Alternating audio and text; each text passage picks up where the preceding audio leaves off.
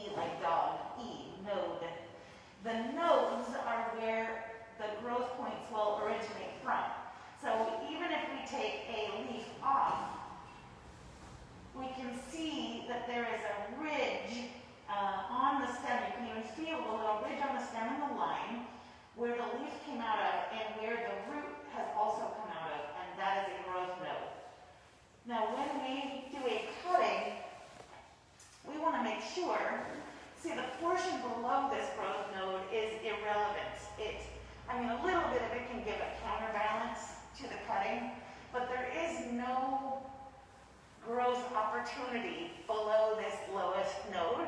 So we could even cut that a little bit shorter, just so that we have less debris in the water. And it's at least important that we get this one node underwater if we're water propagating. So that means here in our little vase that node goes below the water level. Now in something like a pothos, it has this lovely little almost hook style of the leaf. So it can hold itself on the edge of the vase, but you can always make little, this is a bent paper clip, which works great for the shot glass style, but you can make something like a little raft, a couple of chopsticks over top, for example, to help hold the cutting up and out of the water if the leaf doesn't kind of hold itself out over the edge itself. We don't necessarily want leaves down into the water because that foliage in the water will cause the water to decay and just get dirty, kind of like doing a bouquet. You know, usually you don't want leaves in the water. So at least having one growth node underwater, that is where those roots are going to continue to grow out of. We could even remove that second leaf and put both nodes underwater, but being that this is an easy plant to propagate, that single node should be enough. It doesn't matter that there's already kind of a dried up root coming out of it. That dried up root will just continue to be what it is, but new roots that are water roots are going to come out and now kind of fill into the container that we have our water in. Now, potting directly in the soil, taking the cutting and putting it directly in the soil, does skip the step of rooting into water. And when you root into water, the deal is that eventually, for that plant to really grow and thrive and become a large specimen, there will be a time in which that root, that water propagated cutting is going to need to be transplanted into soil. And it's in that transplantation process that it's possible that you damage a few of those roots just by kind of, you know, they're not used to any kind of pressure, so adding them to soil, crushing them a little with soil, maybe damaging them. That's where maybe your fail point could be when you've water propagated and then you are putting the plant into soil. Directly propagating in the soil, the potential fail point there is that it's a lot more difficult to keep the soil moist. And our plant cutting or leaf cutting or stem division, you know, there's very little root on this new plant to support its life. So we need to make sure that we maintain a moisture level that can be more difficult in soil. I mean, of course, if our cutting is in water, well, there's plenty of moisture. So getting them fully hydrated and then keeping that like humidity going or some way to maintain moisture when you propagate it in the soil, that's one of your bigger challenges there. Now, when you talk about the different types of soil to propagate into, if you're going to do soil, your options include standard potting soil, seed starting mix, so something like seedling mix that you might, again, already have getting ready for the seed starting season to begin, is it's a very light and airy seed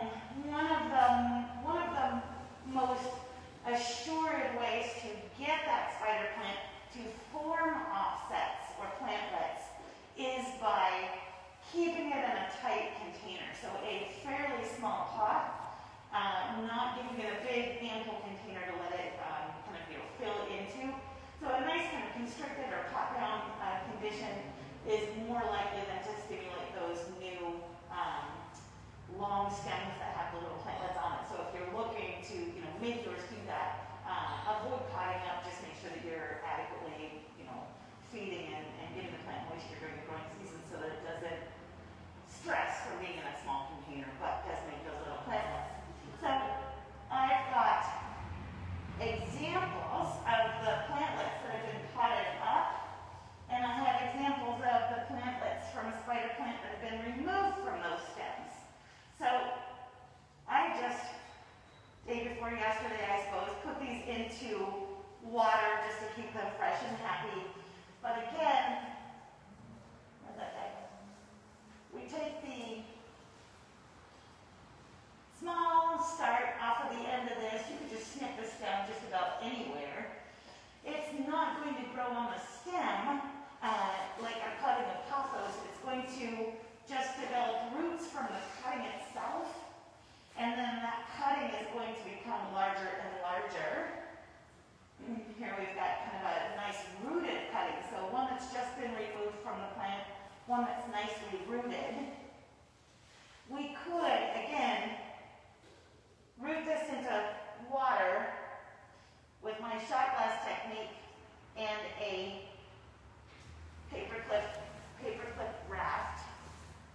So here's, we squeeze it around that plant just a little bit more. Hold it securely in the water. Oh, fairly securely.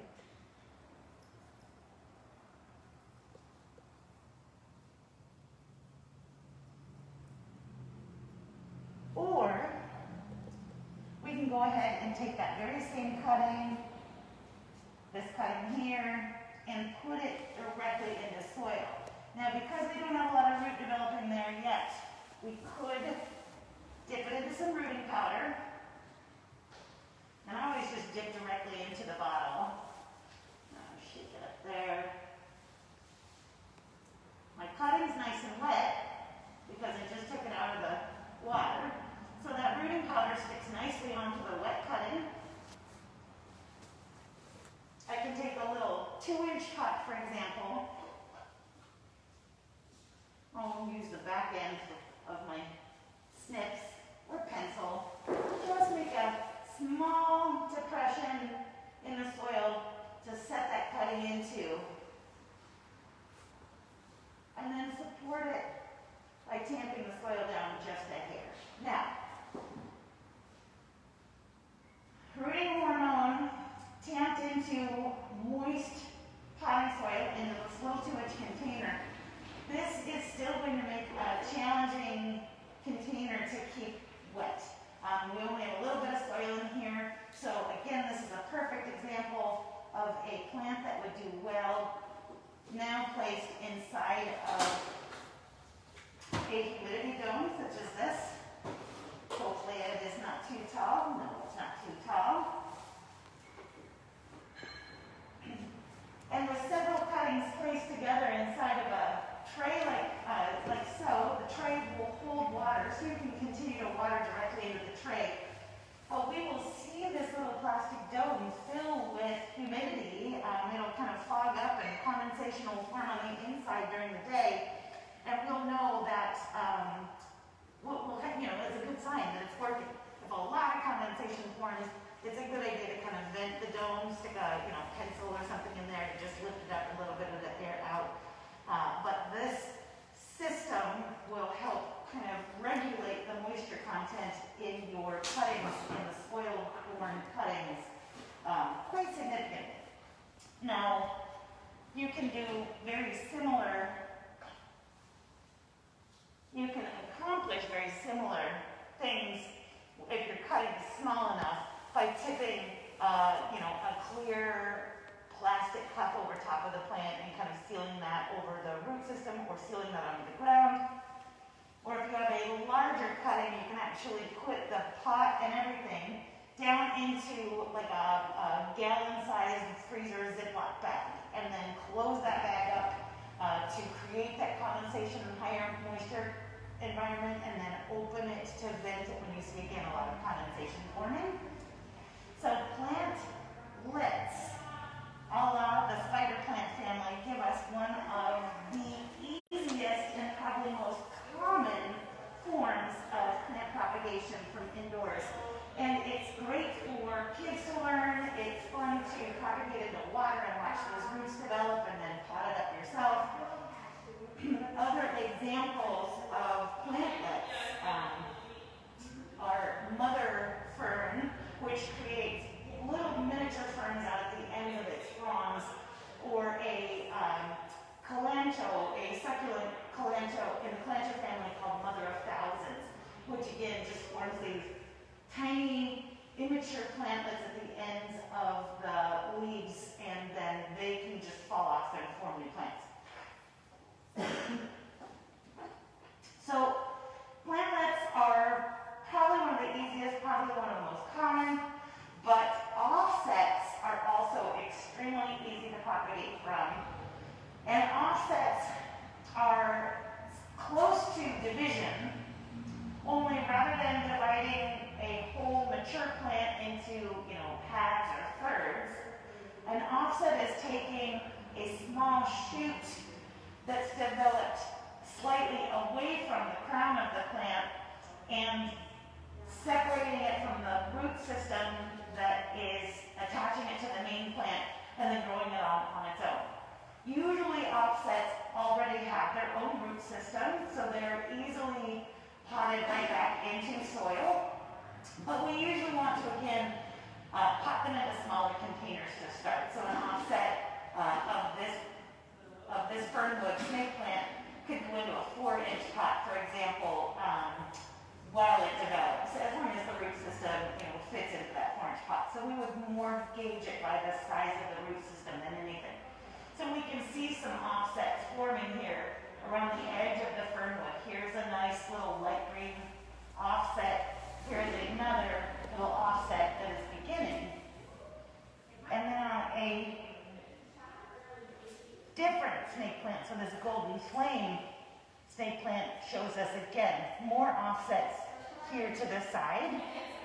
And the way that we would remove this offset is by passing a sharp knife, either an X-Acto knife, a sharp blade, longer than our snips usually, down through the soil. And where that offset comes, there's like a J or an L-shaped root that is then attaching to the main root system. So we would just sever that little offset. And once we did, we would be able to take that plant and the roots that it has and pot it up on its own. Another well-known offset plant, or plant that can be propagated through offsets, is the oh-so-popular Pileia peperonioides, also known as the Chinese money plant or the friendship plant. Now, the friendship plant, the name, of course, comes from the fact that this plant is so willing to propagate itself that you can take cuttings from your own or offsets from your own plant and give them to friends, of course, and that's kind of where that comes from. So this tag actually says it's the pass it on plant. So same concept. Take a piece of this plant as it grows an offset, separate it from the parent plant with that sharp blade. Usually it has its own roots, in which case you could directly pot it on. If it doesn't have its own roots, you could root it into water, again, until that little offset has developed its own root system, and then pot it up and grow it on. This aloe is also showing us an offset. So here we have our main aloe plant, and then from the very same aloe roots that this main plant belongs to, those roots have created an offset plant over here on the side. So again, a good pass through with a sharp blade down through the soil, we would feel it sever from the root system of the main plant.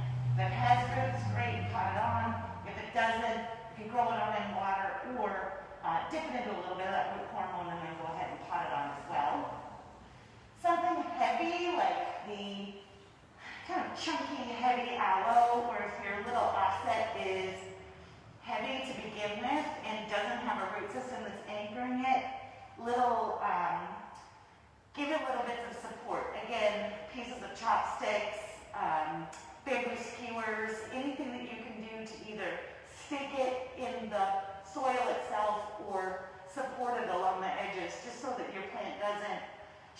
and move all the time, the more stable that cutting or plantlet or offset is, the sooner and more effectively the root system will develop from that piece. So we want to keep it stable.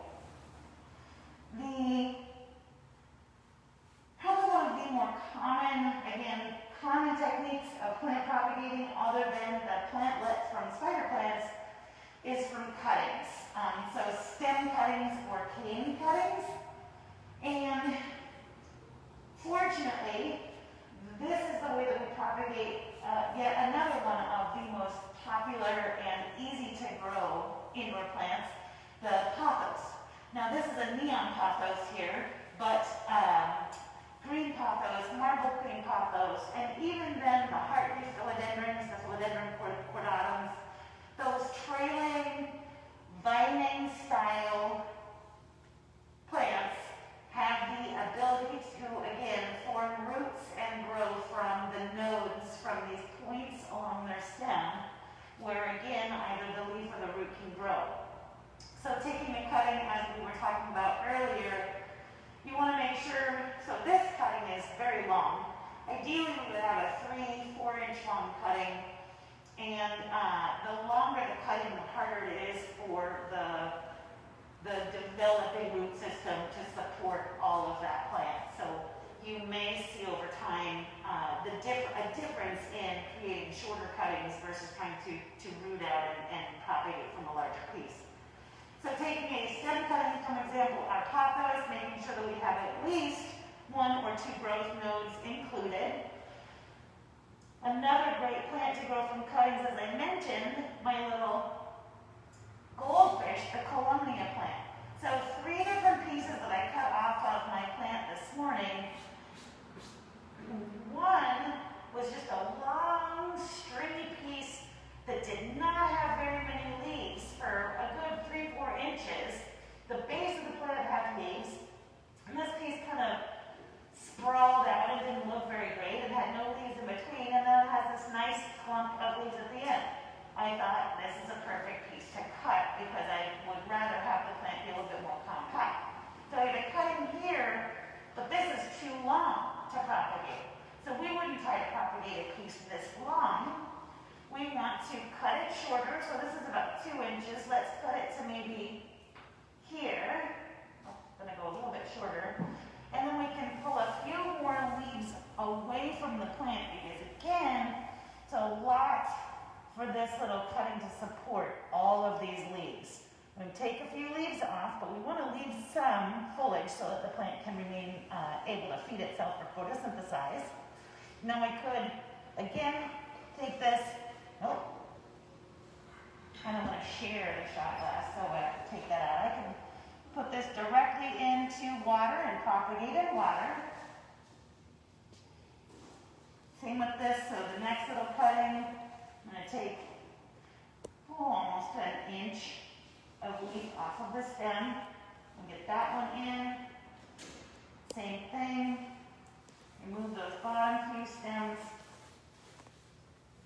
and get all 3 of these pieces into water. And now we can just leave those there and watch the roots develop.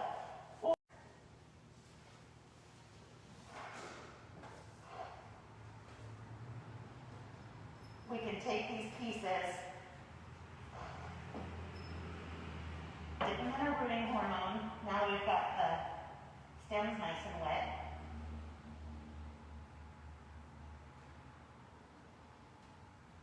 Nice coverage there. Got 1.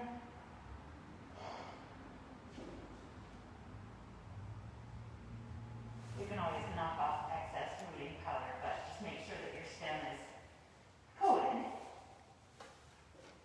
There's our 3rd. Now,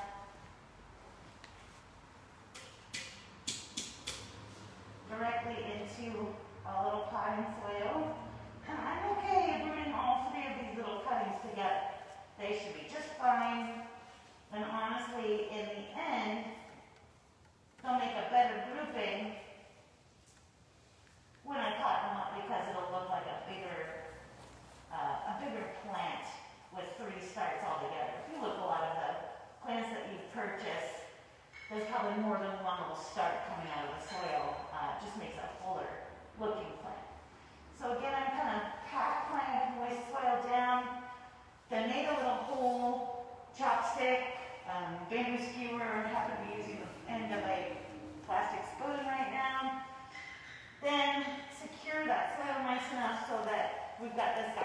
happy and secure, not flopping around.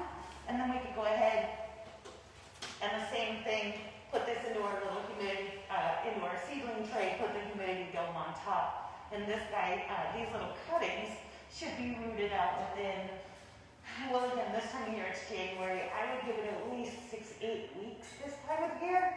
In more active growing season, it could take 4, maybe 6 weeks to fully root out from those types of cuttings. So that is a stem cutting. I also can propagate stem cuttings off of something like a jewel orchid. So jewel orchids, again, here is a lovely little started piece of a jewel orchid.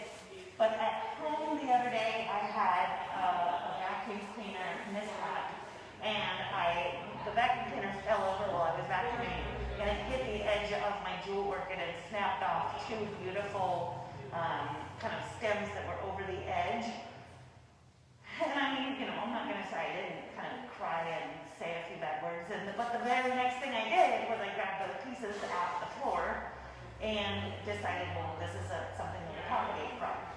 Now, the jewel orchid stem is a little bit fleshy and thick, so it is best to allow this fresh cutting to kind of seal over just a little bit, a couple of hours, to not be fresh and juicy, but to dry up and seal over just a little before you then put it into water or soil.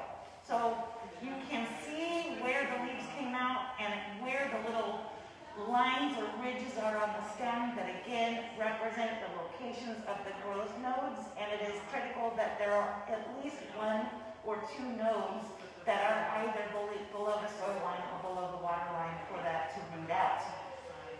These are perfect size cuttings, and again you see quite similar to the size of cutting that we have here in the already rooted and propagated piece.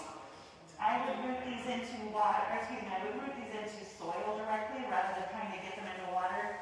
But as I mentioned, they need to seal over before they do that.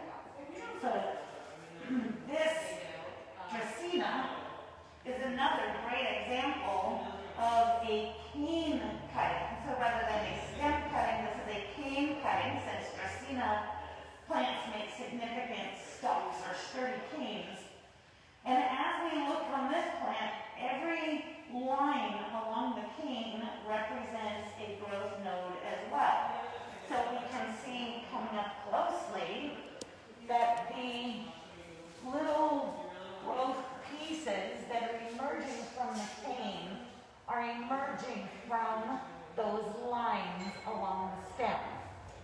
Now often the tippy topmost nodes are the ones that are going to be stimulated to grow, not just randomly any node along the stem. So we can kind of predict which ones we're going to begin on this plant. And occasionally, to reduce moisture loss from the top of a cane, you can seal that cane with a little bit of like paraffin or wax as well. This one has not been done, and the plant's just sealed up on its own. But a good example again of different techniques and kind of the approach, or when you see them in the nursery application, why that might happen. Now, Dracaena you may have at home might have grown much taller than you want it to, and by cutting the cane itself, you should be able to then stimulate the nodes that are further down on that cane to grow at a shorter level, so that you've got a plant that starts kind of lower and smaller again. Then you can take that cane that you removed and cut it even into several different segments, add in rooting hormone, and then place that cane in soil. Because it's a little bit heavier duty, you're going to need to give it some sort of support or prop so that it doesn't fall over while it's waiting to root in. But you could even make multiple plants from a single, Dracaena that you've trimmed down for size, to manage it in size. In addition to Dracaena, jewel orchids, as I mentioned, and pothos, begonias can be propagated through stem or cane cuttings, and also monstera. stem cuttings on Monstera. Again, making sure that it's not just a leaf stem, but an actual active portion of the plant stem that includes a leaf node or a growth node. So if you just get a leaf of Monstera and put it in a vase, without a node, it's just a leaf and it won't grow into a new plant. The leaf cuttings themselves, in many cases, can also start or propagate new plants. So beginning, rather than cutting an entire stem, beginning a new plant from a single leaf, understandably is a little bit of a slower process, but it is something that is highly achievable, and that is probably the most common way that something like a ZZ plant is propagated. So again, if you come close, Becky, you'll see we've got a couple of leaves that are way down on the bottom of the plant, large leaves placed directly in the soil. There's one here, there's one here, and there's one here as well. And each of these leaves placed directly into the soil was a leaf cutting, like so. The leaf cutting could also be, so a nice clean cut,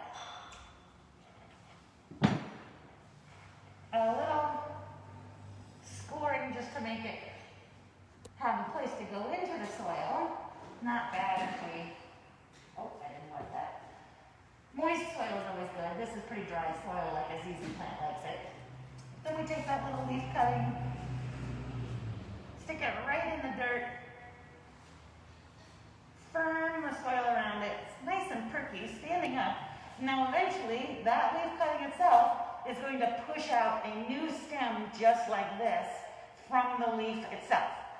So it's not that the leaf is going to start magically growing up above ground. In fact, just like these other leaves that are down in here, they might even slowly yellow and then fade away, having given all of their energy to creating a brand new stem or a brand new plant. The same technique can be done on succulents. I have a bunch of tiny cuttings here. Same technique can be done on succulents such as the Echeveria or many of our beloved indoor succulents. One leaf of the succulent removed allowed to, again, these are succulents kind of juicy. They're succulent, right? So we want to let that leaf kind of seal up or heal up just a little bit if it seems kind of gooey from where we separated it from the main plant. A few hours. In a succulent's case, it could sit for a day or 3 and get a little bit dry. Once that wound is sealed up, this leaf can now create an entirely new plant. And the process, again, we can come close again, but we have one leaf that has been removed from an Echeveria. It has sealed up so it doesn't look wet or gooey on the end. And then a very similar leaf here that sealed up, sat on the soil, created roots, and now this little leaf is supporting this plant growth. This is what represents the new plant that will continue to grow from here. Slowly over time, this original leaf will shrivel up and die as it's given everything it has to that last plant, or to that new plant. And one more. This one's teeny, teeny, tiny. But here we have the smallest plant starting directly off of a succulent leaf. Now on this one we can even see a root system developing, as well as a brand new, looks like a little tiny king's crown or queen's crown coming off of this one leaf. And this leaf is now floppy and a little bit mushy because it's done most of its job. If we simply, I don't have any soil left, if we simply laid this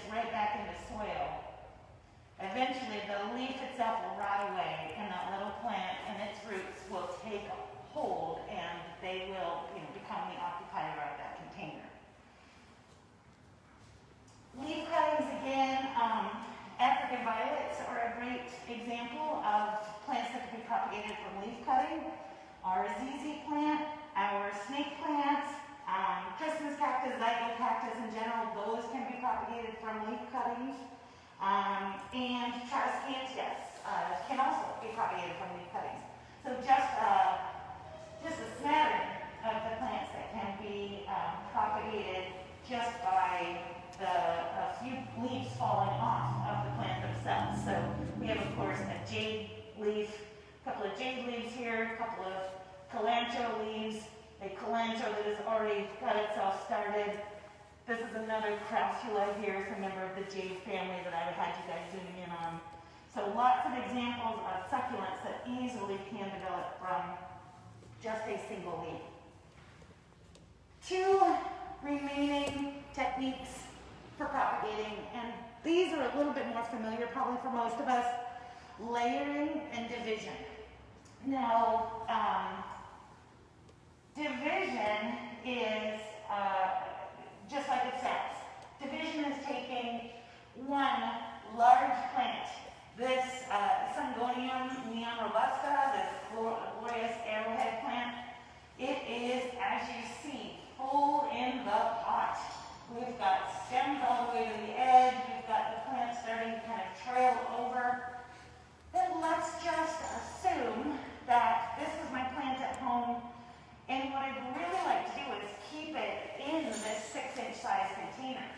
So although the plant is growing and seems to be ready to size up to maybe an 8-inch pot come spring, I'm going to choose to divide this plant into at least 2 different plants and leave a smaller portion in the 6-inch container while I then pot up the other half into maybe another 6-inch container. So on the division plants, we can see one of the first things that you'll notice if your plant is a candidate for division is that you will have multiple crowns coming out of the soil. And what I mean by that is on this anthurium also we can see multiple plant kind of groups. So here's one group on this anthurium, and then here's 2 more groups basically. So I don't feel that this plant's big enough to divide yet, but as it grew larger, these would be some of the different pieces that could be divided off of it to create 2, possibly 3 new plants from one plant. Now when you divide, you can shake off as much soil as you can. So take the plant out of the pot, shake away and kind of loosen the soil so that you get a better view even of the root system. And then in most cases, you're going to actually use your hands to gently tease apart the different plant pieces. You may need to cut a stem or 2 that connects the 2 crown pieces, but the roots themselves will just be intertangled under the soil. And just a gentle kind of pulling and teasing apart will pull those roots apart and get them to go with their rightful owners. If you cut, you'll often just slice right through critical roots that maybe should have, gone with one side or gone with another. If, as you are dividing, you find that one of your divisions doesn't have as a substantial root system as the other, you can try to, again, dust up that root system with a little bit of the root boost or root hormone to give it a boost, and then go ahead and directly pot it as well. And any division, any plant division, we need to consider has just had a pretty invasive, surgical procedure. So, being unpotted and ripped in half is a little bit traumatic for a plant.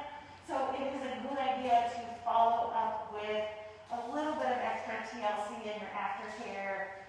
That means, again, making sure that if the roots have been disturbed, the plant has a higher humidity environment to help compensate for the fact that it can't hold as much moisture up to maybe compensate what it needs.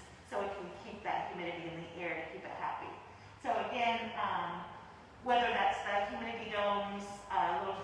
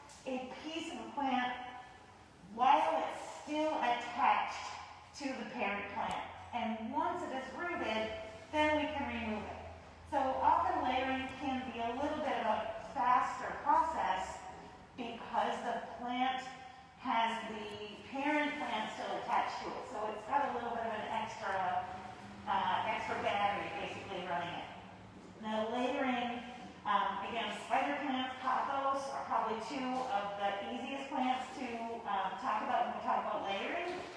And so here's our pothos.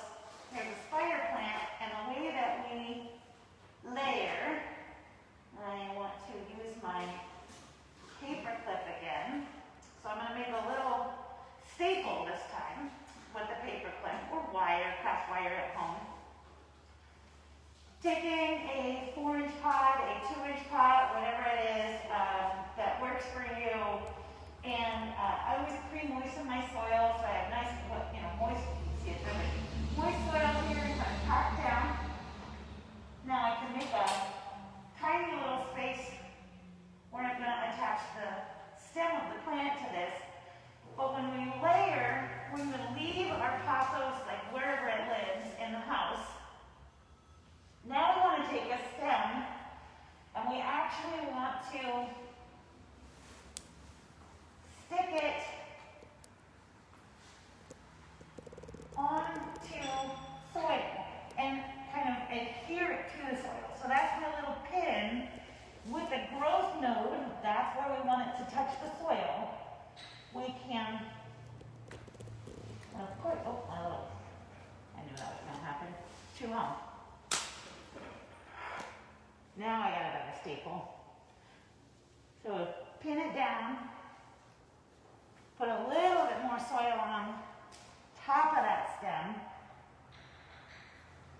right over the pin and the node. And now that little extra moisture that's holding around the node itself is what's going to stimulate that same thing that we see happening right here. So we have one of these ridges or nodes is in the soil, and we've pinned it down to the soil, but there's no root yet. But the moisture contact with that stem is going to stimulate that little root to develop. Every so often, you can kind of give it a tug and see if it's attached or if it's rooted yet. You can't always leave it this time of year for maybe a month to see what happens. As soon as it's developed a nice root of its own, then you could snip it away from the parent plant, and now you have a brand new cutting that's already rooted and started. Now, I want to show two examples that give us an idea of how cuttings develop. Because again, it's a little counterintuitive, but these cuttings have been rooting, this little cutting has been rooting since probably fall, and I cut it right before the end of the growing season. I then put them directly into the rooting hormone and then put those cuttings into these little 2-inch pots to root. Now what has happened is you can see the 3 original stems that I cut from my main plant. As I put those stems and their growth nodes under the soil line, what has mostly happened is that a little bit of action on the end of the stem, but what the stem has done is the stem has created new plants from the growth node that was underground.